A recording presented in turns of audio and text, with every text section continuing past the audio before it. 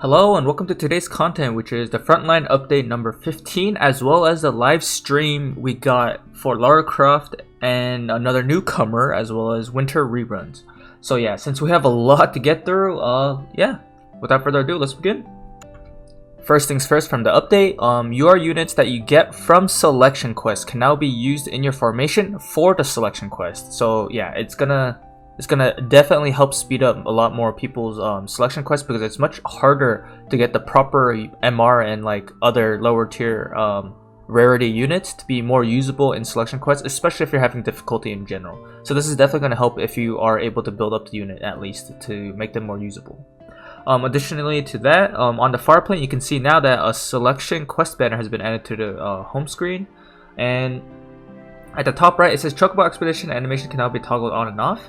And then now, ability icons will appear next to your ability names during battle if you want it on. I do believe you can turn off as well, but this is kind of like a love letter back to Final Fantasy Tactics, just kind of like reminiscing in the nostalgia when it came up on the ability name when they use it. So yeah, this is actually pretty cool. Moving on, with the additional improved effects, as I said earlier, in text form it does show the Chocobo Expedition animation settings and then the ability names, as well as even raids animation. You can also do it like much faster now, so you don't have to keep watching it appear, take like literally 10 to 15 seconds for the animation to play, and then go back to the menu where you have to press it. So yeah, it looks like there will be ways to kind of like speed up the animation, which is very nice.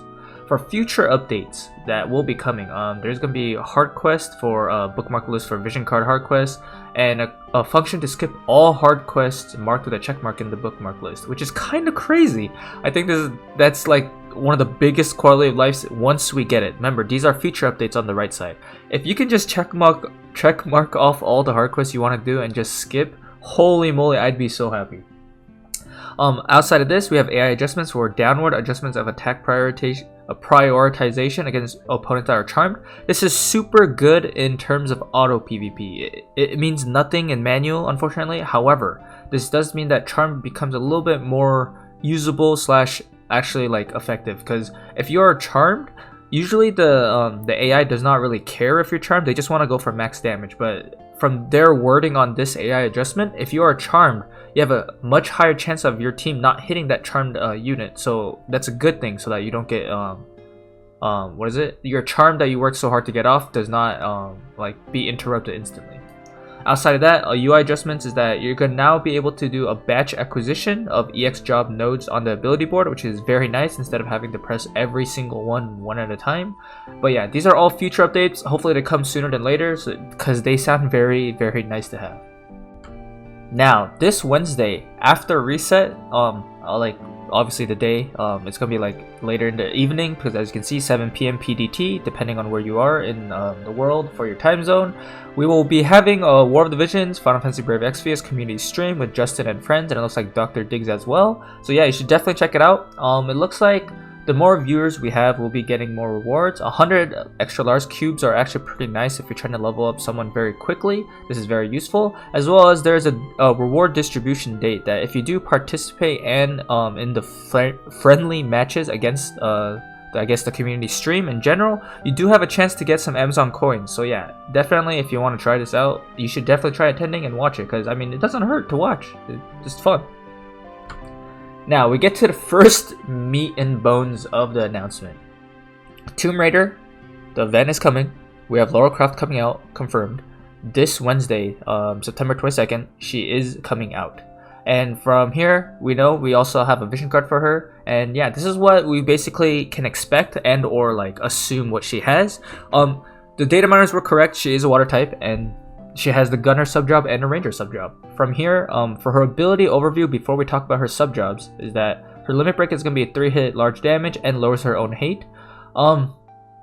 In terms of like rating in general, I think this is kind of just so-so of a limit break in my opinion, because the 3-hit is very nice, because that means it can break barriers. But if they had a barrier, then all the damage was mitigated before she breaks it. And lowering hate is usually not too big of a deal, especially if you have a more balanced team that has a tank that already has passive hate. So I won't say this is like anything amazing, but I won't say that like it's completely useless as well, because that means the enemy will attack your other 2 units rather than her in terms of like PvP, arena, guild war such. Well, I mean even PvE as well technically, because the auto, that's just how it works. For true damage, ability of that she has, it does break a barrier and then deals medium damage and recovers her own AP on a critical hit.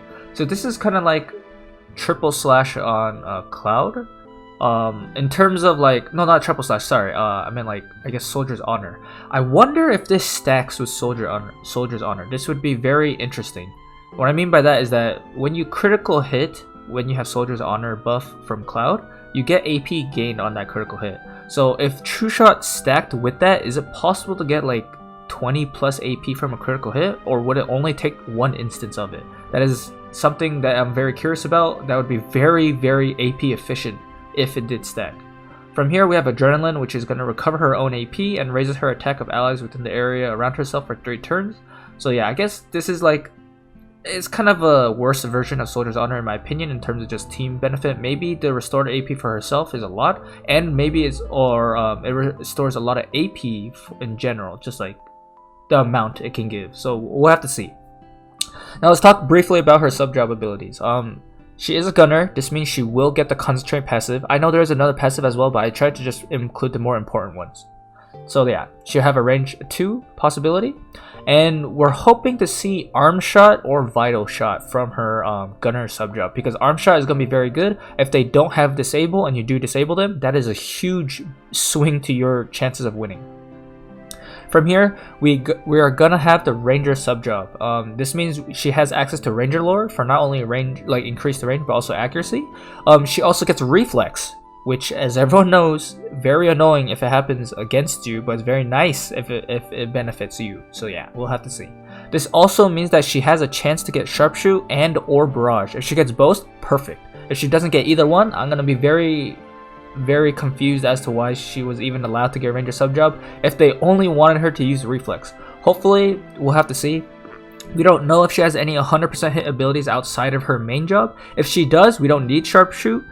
If she doesn't, Sharpshoot would be very nice against evasion in general. Outside of that, we do have a Barrage possibility. If she doesn't have any large AoE like abilities like that on her main job, Barrage would be very nice to have just in general, especially because she also has a lot of range. So yeah, this is Lara Croft in a very quick glance. I'll definitely be doing a review of her this Wednesday when she comes out and we get her information fully, so that you can maybe decide if my video helps you on pulling her if you want. Now we look at her vision card, which is 25 years of tomb rating. And it is going to be a free vision card. As you can see, it's literally going to be a login bonus, so that's very nice to have. It is limited time, so make sure if you are playing the game, log in and grab it. For the vision card details, the party ability is said to be Mystical Attack Up, Spirit Up, and Luck Up. This is also only for water types. And due to the layout of the abilities, the first ability is usually like a tier 1, and what I mean by a tier 1 is that it's the largest stat you gain, and same with the max level. And the stat in between, which is Spirit Up, is going to be the secondary stat, which we are expecting to be probably 8 spirits. So the stats would look like this. It would be 35 Missile Attack Up, which is a very big modifier. We have 8 Spirit Up, supposedly because it's the second stat, and because of the max level, which is should be another tier 1 stat, is Luck Up, which we are expecting 35% luck, which is a large amount. From here, limited bestowed effect, water types can have critical damage up as well as attack up if they use it, and specifically only for Lara Croft up, she gets critical hit up as well as evasion rate up. So I'm wondering if this evasion, will she be an evasion gunner in terms of that, because it wasn't said in her main abilities. From what we know, we don't know yet until Wednesday comes out for her entire kit, if she is purposely supposed to be evasion, and or if she is supposed to be like magic or physically tanky, or neither. Maybe she's just neutral and she's just doing her own thing. It's a possibility.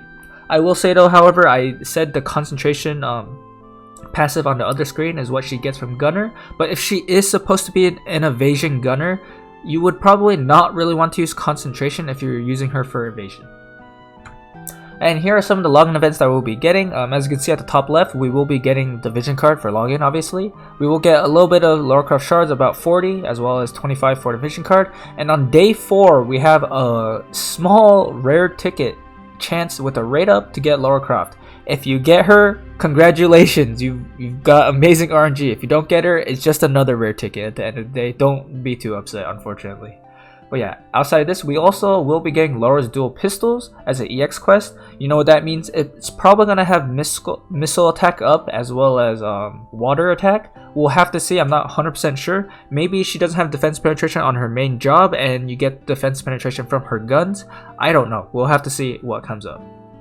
From here, we have the 1.5 year anniversary login bonus right before it literally starts. Which we do have a new unit coming, which I will not announce yet until the next slide. But yeah, it looks like we're not really getting any Visior, which is kind of sad. However, there are a little bit of benefits here, so I mean, it's still helpful, better than nothing. We will also be having the secret book drop item double drop rate, which is very nice because I'm starving on books and maybe other people are as well. And there's also item drop rates for the yellow and red chambers. So yeah, this is going to be a very good time to get up unit materials as well as upgrades. And here we are for the new unit coming out, I think September 29th. I had to put a question mark near it, but I didn't here, but I said it first thing here. We don't know 100% when she's coming out. I think it's supposed to be September 29th. We'll see. She is going to be a 100 cost unit. She is a light unit. Her name is Starlight Elena. Her main job is a Xur Pathfinder. Her sub job, Kododama Wielder. Sub job is also Rune Knight. Let's start from the bottom left before we go into her main kit. So what we know, she has Kododama Wielder as a sub job. That means she will get the passive Dark Spirit's Blessing, increases her spirit as well as dark resistance. I will say this is probably going to be almost mandatory to have. We'll have to see what happens. Steeled Ephemeral Form is going to be her reaction ability, which can reduce all damage if she needs. It's possible she doesn't even need this. She might use a different one. Because she has Kododama as a sub job, she has a possibility of having nimble movement to be able to cast. She has available pain, possibly, and bursting light. These are all question marks because they're not confirmed. Available pain would basically make it so that she is effective against evasion units. Very, very effective. Bursting light would be a huge AoE for her benefit, and nimble movement is basically like it's like a Walmart Shikuchi. Like, you have to cast it obviously, however it's still very effective in what it can be used for.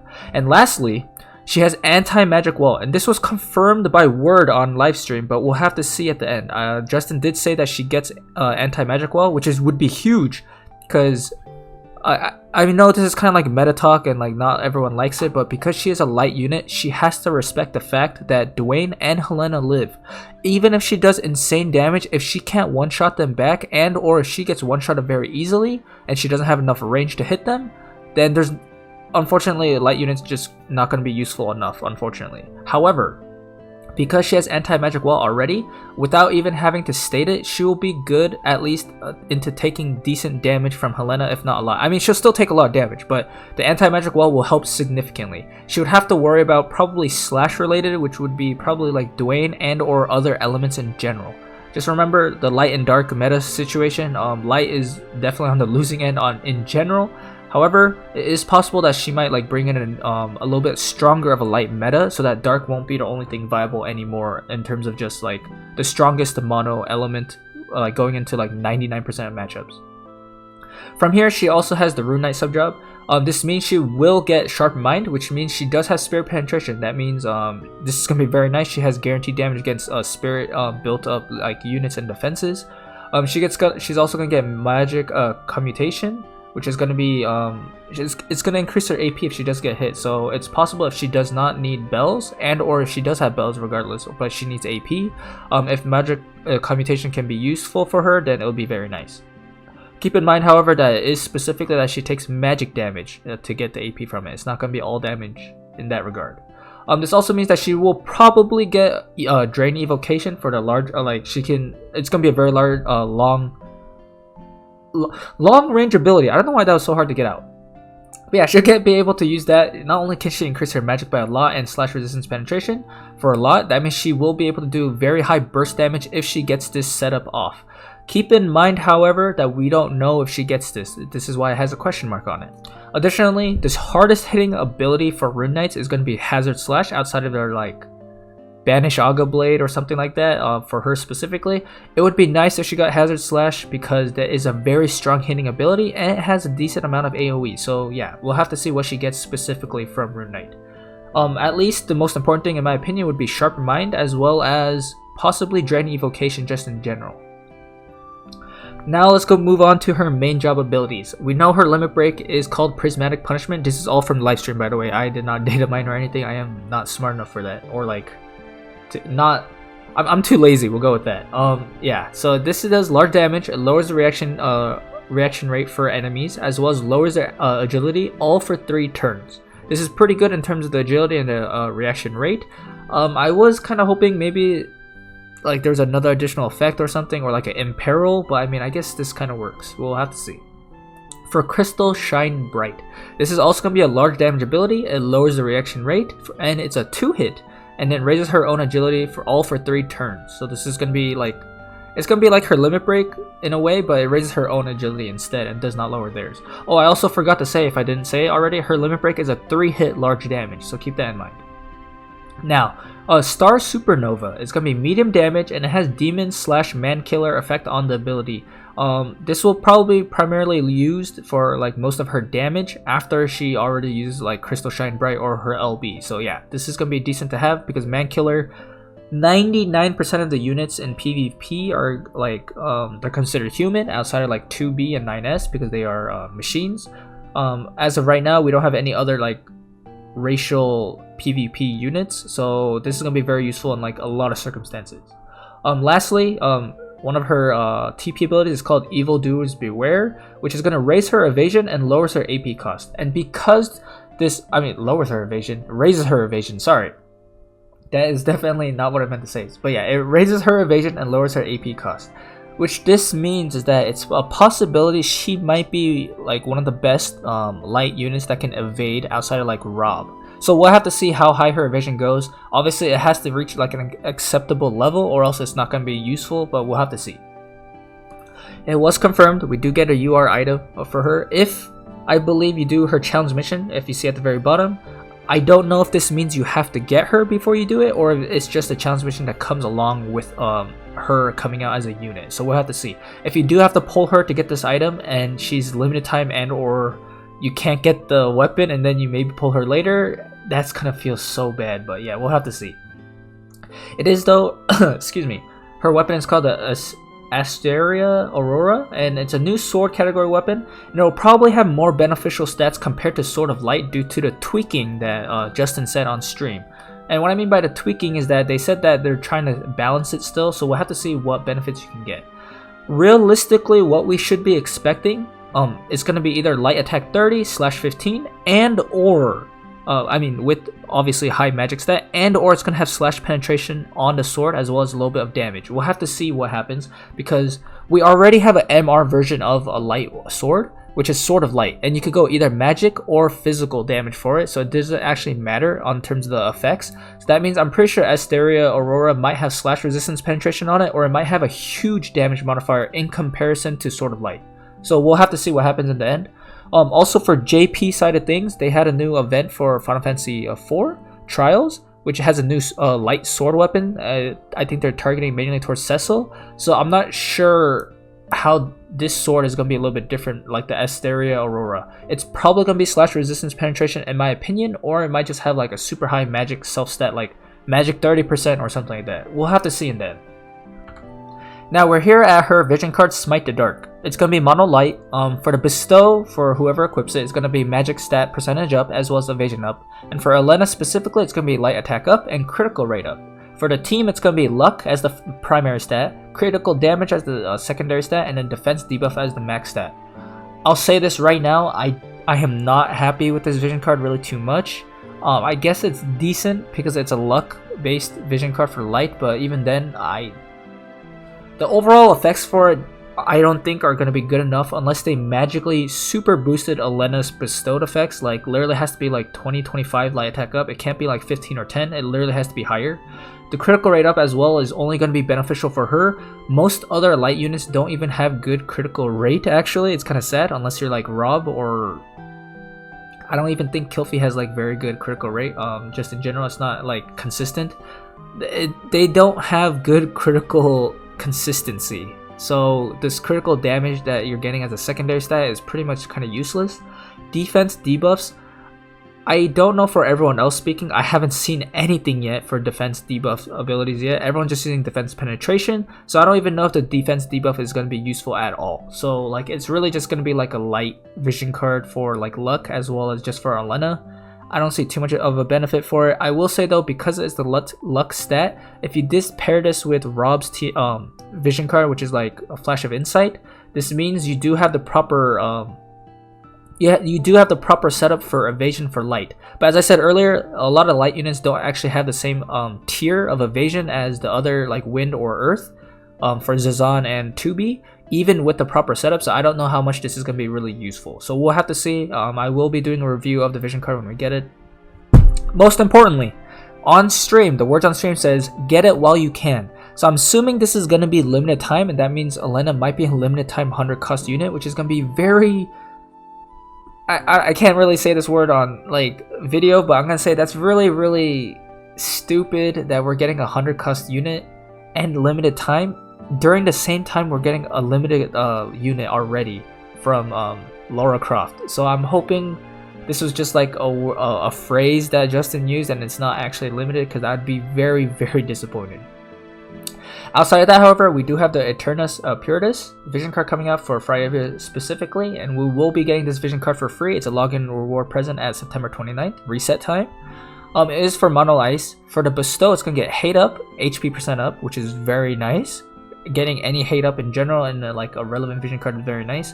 Friday specifically will get accuracy up as well as missile resistance. It looks like they're using this vision card primarily to have Friday tank 2B and Tifa, who I actually believe have not been too much of a nuisance in like high guild wars right as of right now. It's still mostly Helena like wrecking a havoc on everyone, but yeah, we'll have to see. For the team benefits, however, for Ice, slash resistance as the primary, which is super good. We also have wind resistance as the secondary, which is not too bad, because obviously you don't want to run if you're running an ice team and you're hitting wind, there is not much wind units can really do against the proper ice team. So this wind resistance here, as I said earlier, it's not really going to do too much to mitigate damage from them because they're already mitigating a lot of damage, so we'll have to see. And the defense debuff, once again, just like Smite of the Dark vision card, we do not see a lot of defense debuffs as of right now, and I don't think it's going to be really relevant right now because everyone's just using very high penetration in general. So yeah, I don't think it's too important for that. However, I will say the slash resistance is very nice. And for the 1.5 year anniversary livestream celebration present, we're going to be getting the producer's bow tie and the producer's jacket. The bow tie is a hate up ability, and I know I showed this like in the previous update like video I made. It's not really an amazing item. It's kind of just there for like really bad cheese. There's very better options than this, and or less resources you can put to like basically make the same thing happen. So yeah, it's more of a fun item. It's not going to be a competitive item is the way I see it. Outside of that, the producer's jacket is going to be very nice to have. It's going to be JP acquisition up, so if you were ever struggling on JP and job crystal, you can have the personal vision card for JP, and now you can get an equipment for JP, so you can super stack JP games. So this is going to be very nice. This is going to be free items for everyone that logs in starting this Wednesday. As you can see from the left side, that is going to be the date times for that. Outside of that, we do have the 1.5 year anniversary celebration on Twitter. If you follow and retweet their basically their tweet, and I will have the link down below if you want to do that, you have a chance to get one of the War of Divisions Final Fantasy Brave Exvius original jackets, up to 15 lucky players. I'll be 100% honest, if I was not making videos, I would not even be showing this. I just wanted, I would like one of those jackets just because it's pretty cool. But yeah, I mean, obviously, it's for the community. In the end, I don't really care if I get it or not, but it'd be very nice to have one. Hopefully people who actually want it and they're not just gonna sell it for like scalper reasons, I'd be very annoyed. But anyways, if anyone gets it and they actually like it, that'd be great. I will make sure to put the Twitter link to their tag down below, so yeah, make sure you check that out if you are interested. And here we are at the present contents from Hiroki, and thank goodness, because I'm pretty sure a lot of people, after literally spending everything on Final Fantasy VII Remake, like this would be a very good timing for rewards. It's obviously only gonna be 2K Visual. It's not 4K unlike last time, unfortunately, but yeah, it's still better than nothing. I will take free Visual, and I'm pretty sure no one else wants to complain either. Outside that, these are just the rewards, and yeah, we're gonna be getting more Magicite as well. So yeah, this is very nice to have. Now we're moving on to the second part of the big meat and bones of this video, which is going to be the holiday stuff. However, before we talk about that, we do have to talk about the vision card changes, which is going to be changing it specifically between the main job and sub job abilities. So for Flash of Insight specifically, Sonic Severance used to be that you had to be a main job katana wielder, which was at the time mostly only going to be used for Rob because he is a light element for the light mono vision card. However, they did change it now so that any katana wieldable main or sub job can now use this. So that does open it a lot more to other units. However, until we get more katana wield light units in general, they won't get the full effects of the vision card. At least they can use the vision ability, however, if they just use a katana period or a sub job. Now for the holiday vision card specifically, they changed it a lot more for global buffs as well as how I see it, so that the limited bestow effect outside of Ildira, now El Sorel Summer can have it as well, which is gonna boost her water attack up, which is very nice to have. Additionally, the changes to her vision ability, Height 3 Holy Knight's Purge, is now changed from mace only to mace and book main and sub jobs. So this means that even, I believe, book users can use it, which means specifically like El Sorel Water, which I mean that kind of makes like sense for itself. This means probably Luel can use it as well, and yeah, that's gonna be very nice to have because Height 3 Holy Knight's Purge is actually pretty cool. And from here in the future, vision cards with future changes that will be coming later on is gonna be Exorus, Blossoms in the Dark, Divine Maelstrom Leviathan, Black Rose of the Battlefield, and Clairvoyant Astrologer. So we'll have to see in the end what we can get further from that, but yeah, it'd be very cool to see more of these come in just so that more units can use them in general. From here, very important, everything got an item drop rate increase basically. Secret books, Alchrist chamber farming, trainer chamber farming, as well as well, not EXP chamber, I mean, not yet. That's something else. I'll talk about it very briefly. But yeah, the other three, however, all have it so that their dropped items have an increased amount. And this is very nice. I think everyone was very not happy with how long and tedious you had to farm these materials for, and you literally use them 1,000 in literally a second when you're crafting. Having this item drop rate, and it's not an event, it's just straight up, it's just gonna be increased drop rate, is amazing. This is gonna just be so nice for farming in general. And lastly, we have EXP Chamber Update, which is now we can actually get XL cubes now instead of having to buy it with event currency stuff only. And I was surprised they even released professional EXP chambers with us that did not already have XL cubes, which is literally energy bait. But because XL cubes now drop, this is gonna be worth running for if you do want those cubes. And here we are for the winter units. Finally, they get their. I'm so upset it came this late, but we'll just stay positive. At least they got their EXs now, and it's gonna be very happy. The moment a reset happens, you can now EX your winter units, which is gonna be very nice to have. Outside of this, it's also, if you look all the way at the right side, there are now going to be shared mind spheres for winter and Halloween units. And what I mean by this is that if you had your winter unit stocked in the barracks and you're getting one unit for only one winter unit, now it's going to just be winter collective. So this is going to be very nice. I do believe any existing mind spheres that you have now will probably be converted to the seasonal mind sphere, which is going to be very nice to have. From here, we also will get the 3-star Esper Awakening for the Moogle Winter version that we get for free. I'm not really going to go too much into it because we did get this last year if you played the game already. I'm not going to say it's game changing or anything relevant or too much to talk about, but yeah, it does come out. It is free. We will be getting it just for login, as you can see, if you did not have it already. And here we go at the very last. For class match that is coming out, as you can see, we will be having this at reset for Wednesday. It's going to be cost limit 540 or less and area attack resistance 30. This is very huge. This does mean that Quicken and Haste cheese can still work. However, because there is area attack resistance of 30, if you stack up area attack resistance, there are many factors in terms of meta things going on here. First thing is, Helena is going to be much less useful here. Why? Because almost all her main hard-hitting abilities are area attack, are area AoE, and they will be resisted. And because we have a 30 base AoE resistance before people could build up even more, it's possible to mitigate over 60 or 70% of her damage alone. So yeah, I think single target abilities and units will be very strong here. We'll have to see in the end, but yeah, that's It's very nice to know.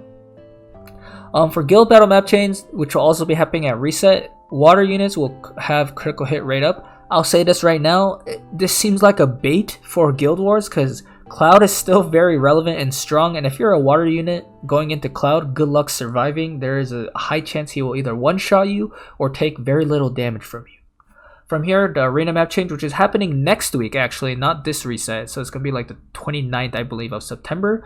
It will be an area attack resistance up and missile attack up. This means, again, the mines map is kind of like lanes if you have range, and it looks like since missile attack up is happening, it's probably aimed towards more like Lara Croft and like the other like gunners and rangers in general. So yeah, that's just cool to see. And we're wrapped to the end of the video. As always, if you like my little recap on what happened in the live stream as well as basically the collaborations we'll be getting, please leave a like and subscribe. Yeah, I have a very large backlog now of videos to make. I'm not sure if I'm gonna remake videos for specifically Winter Victora and Venera, because I did do an EX representation review of them that I will link below in my comment section.